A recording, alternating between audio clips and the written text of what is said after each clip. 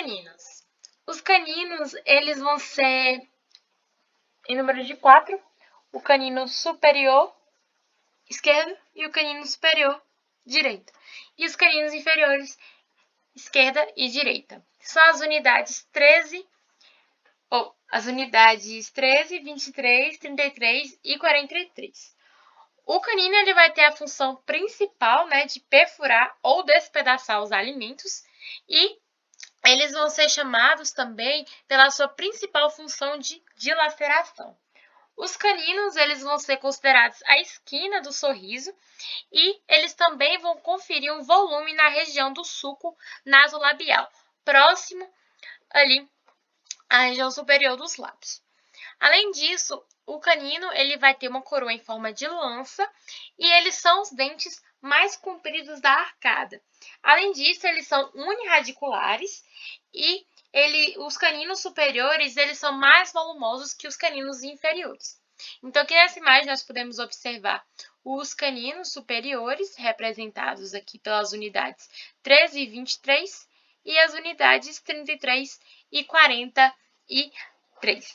Eles são erupcionados, o canino inferior com cerca de 9 anos e o canino superior com cerca de 11 anos.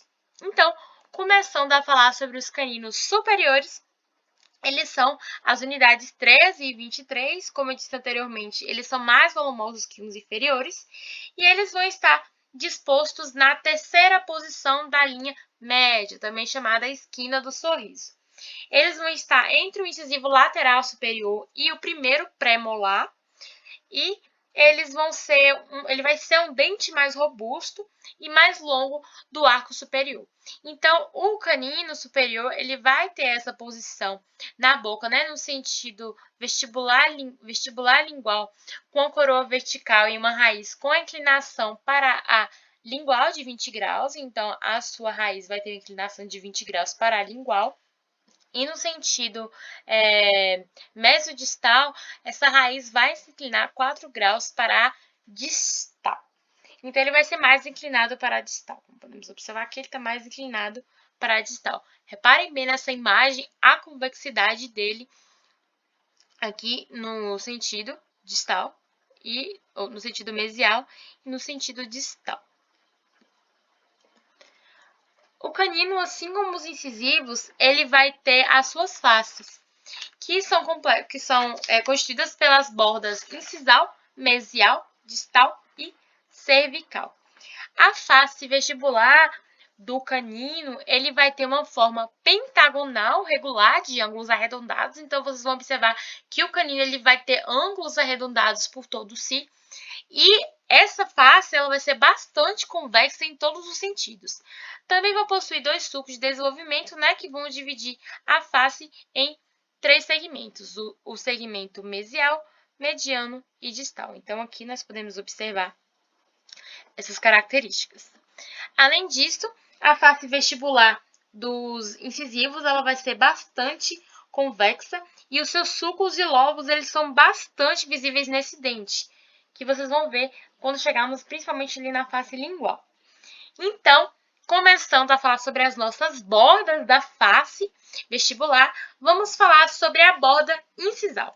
A borda incisal da face vestibular dos caninos, elas vai ter uma forma de V desigual, então como podemos observar aqui, vai ser um V desigual, em que o seu ramo distal vai ser mais arredondado e o seu ramo mesial vai ser menor e mais reto. Então, aqui podemos observar que esse mesial ele é menor e mais reto do que o ramo distal.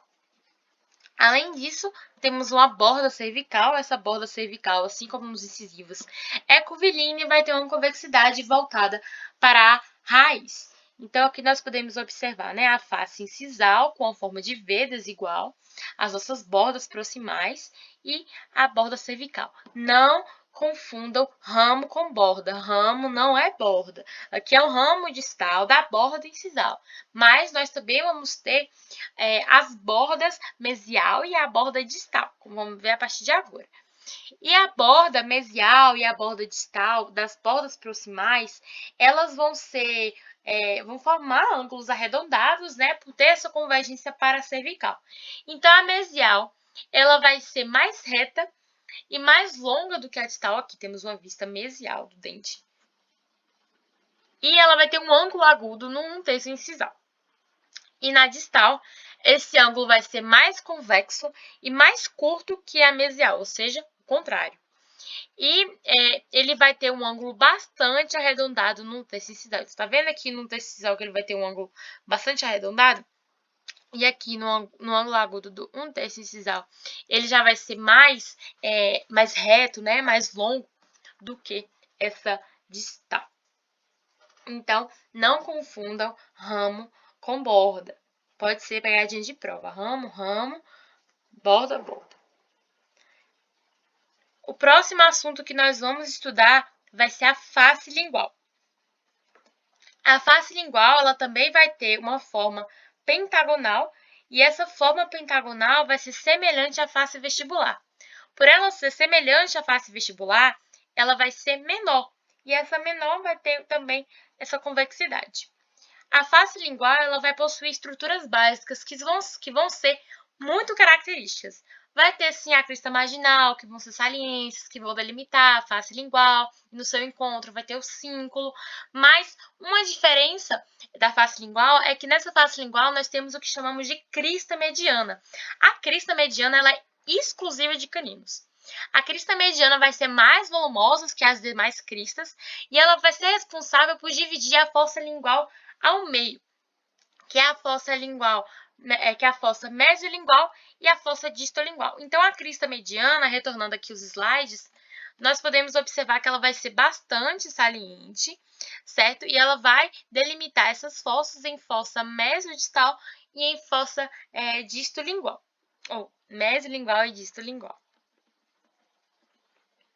Então, retornando, nós temos também um símbolo. O símbolo no canino superior, ele vai ter um índice elevado de front-cell. Então, na maioria dos casos, vai representar símbolo no canino superior. Já a fossa lingual, como eu disse anteriormente, ela vai ser essa escovação côncava e rasa. E ela vai ser limitada, né, pelas cristas marginais, pela crista mediana e também pelo símbolo. A fossa lingual vai ter a presença da crista mediana, que vai se dividir, como eu disse anteriormente, em fossa mesiolingual e fossa distolingual. E as cristas marginais, né, que são a crista marginal mesial e a crista marginal distal. Além disso, na face lingual, nós temos as suas bordas, assim como na face vestibular, em que a borda cervical vai ser bastante curvilínea e mais acentuada do que a face vestibular. A borda cervical vai ser em aspecto de V, com abertura e convexidade voltada para a raiz. E na borda incisal, ela vai ser lanceolada. Lembra que eu disse anteriormente que o canino tem forma de lança? Então, isso se dá à sua borda incisal, que além de ser lanceolada, vai ser perfurante. E vai ter um ramo distal maior e mais inclinado, e um ramo mesial menor e mais horizontal.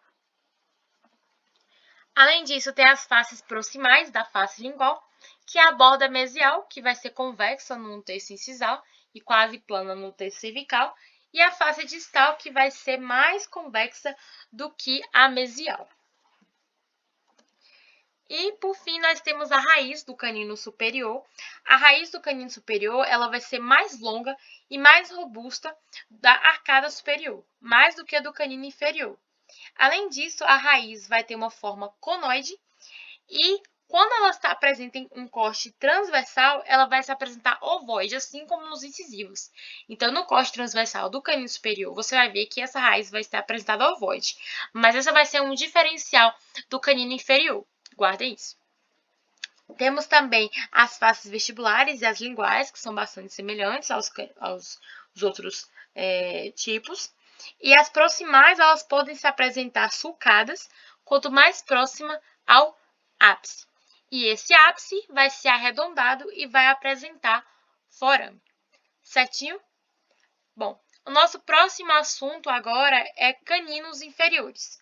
Os caninos inferiores, eles vão ser as unidades 33 e 43, que vão estar dispostos também da terceira posição da linha média, né, da arcada inferior, e também vão estar entre os incisivos laterais e os primeiros pré-molares.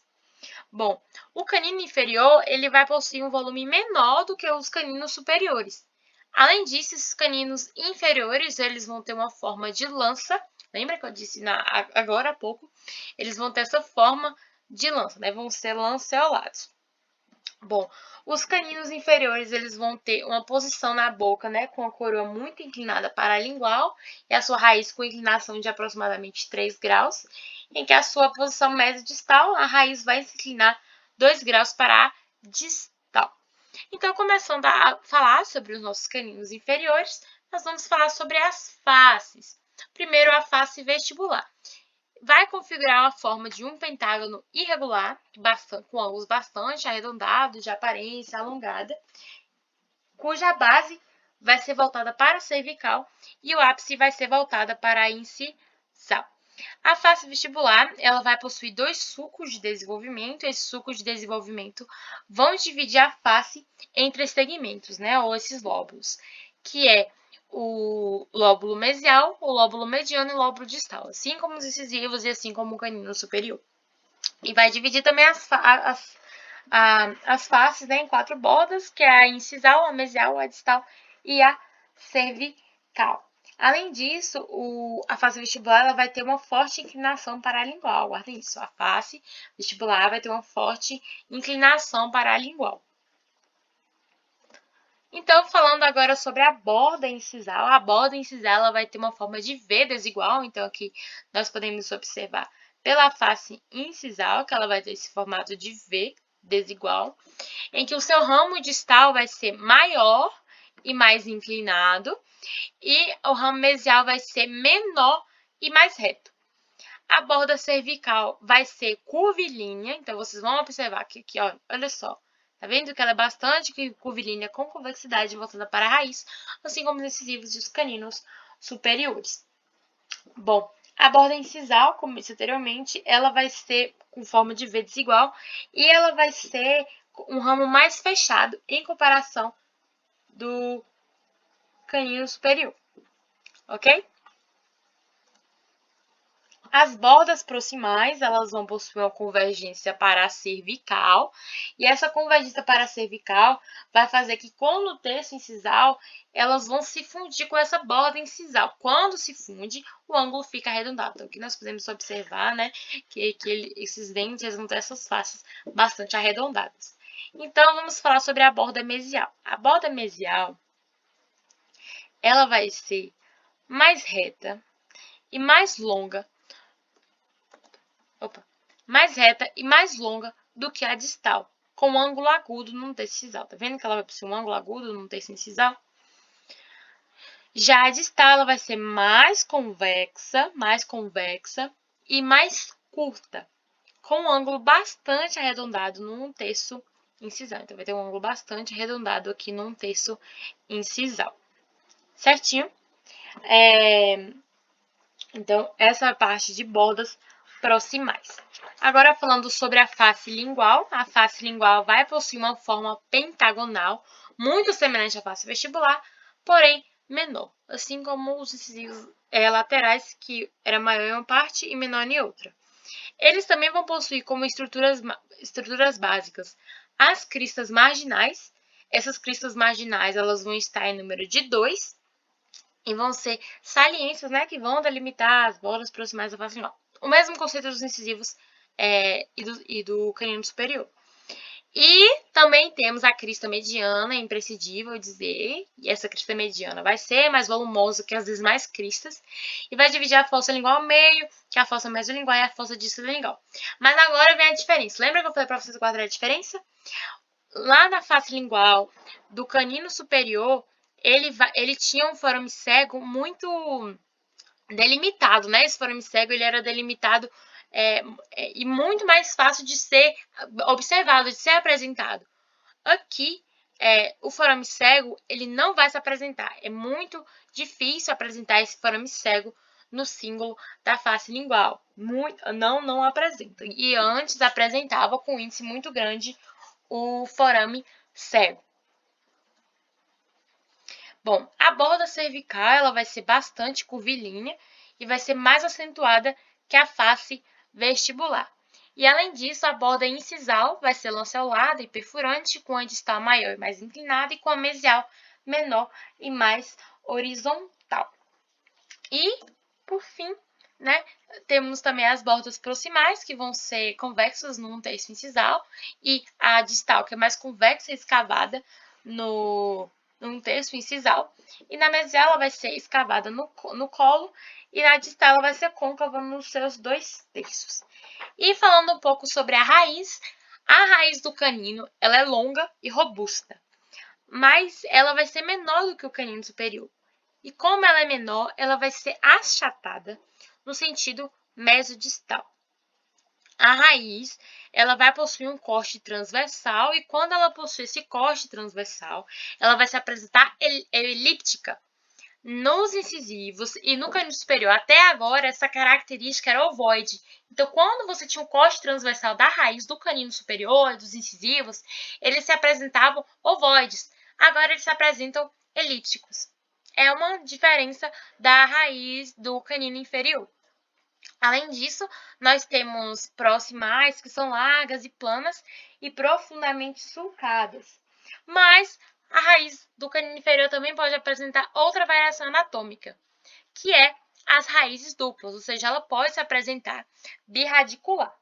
E esse ápice também pode estar presente no canino inferior, sendo mais arredondado e apresentando um forame. Então, essa foi a nossa aula sobre canino. É muita informação, eu sei, mas vai dar tudo certo.